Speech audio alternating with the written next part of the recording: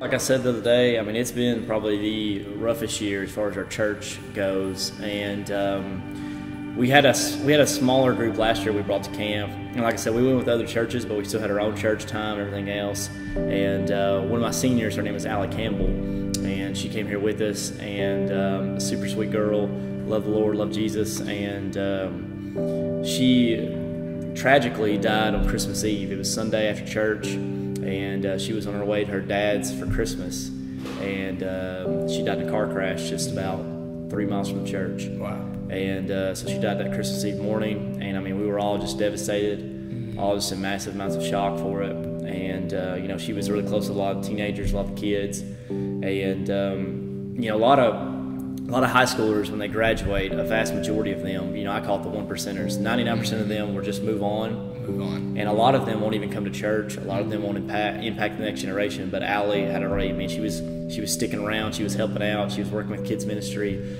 She was giving back. And so she was that 1% who really stayed and poured into it. Like, what was she like? She was wild. Wild? She was a wild, courageous person. She never let you be alone.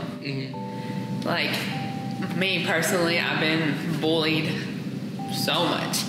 And like this past year was real hard because with bullying and stuff, because like dad got arrested and everything just went completely downhill, and like these girls who were just horrible. And like Allie literally threatened to like almost kill them. She had your back? She always had your back, no matter who you were. You were never alone when you were with her. And like even now that she's not here, you're never alone.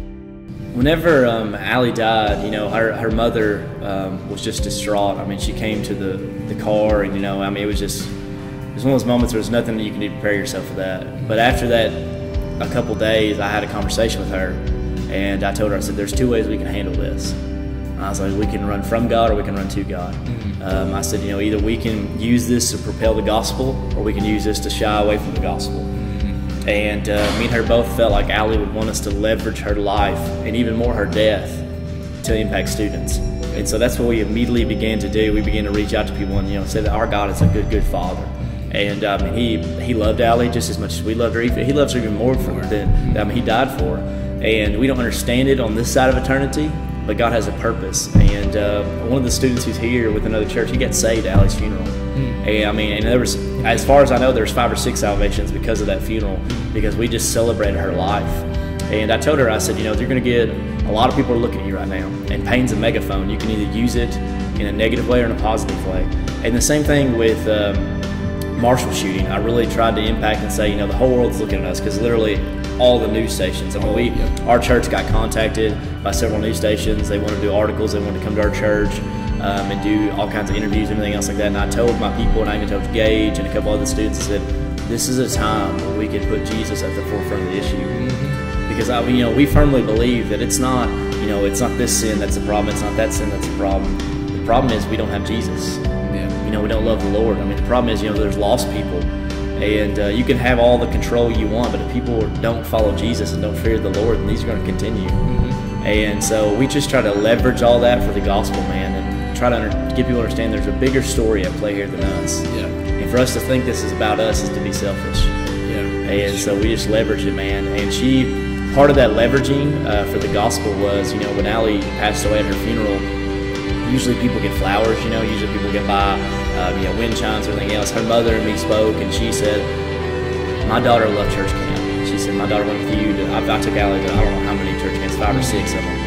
And she said, my daughter loved church camp, and I feel like she would want us to not have flowers that are going to fade away, but to make an eternal impact with raising money for church camp.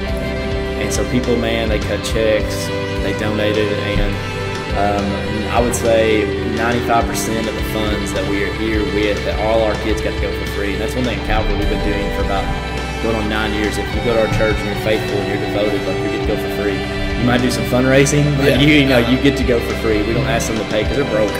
You know what I mean? They're broke. And they raised, I mean, pretty much, I think the tally right now is like a little bit under $4,000 they raised. And they're still raising that. Like, she still wants to take it. And the only thing she asked of me, which I was going to do, she said, make sure Allie's story gets told. Make sure these kids understand what this is really about.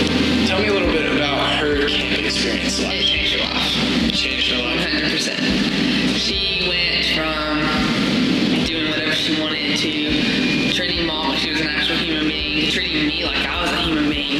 She got involved in church, started a sign team, and did so many things that she would never have done if it wasn't for this camp. Like, she would, this is going to be horrible to say, but she would not be where she is today if it was not for this camp. So why do you think God uses camp in such a powerful way?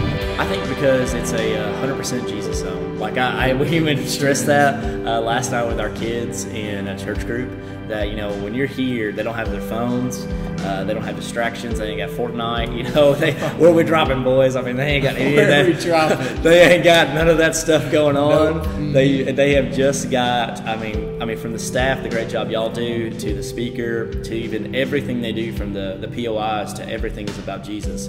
Just the way y'all contribute y'all's lives and y'all's freedom to putting it into the kids, and like putting fun activities into learning about Him and the gospel, it's just, I guess, baffling.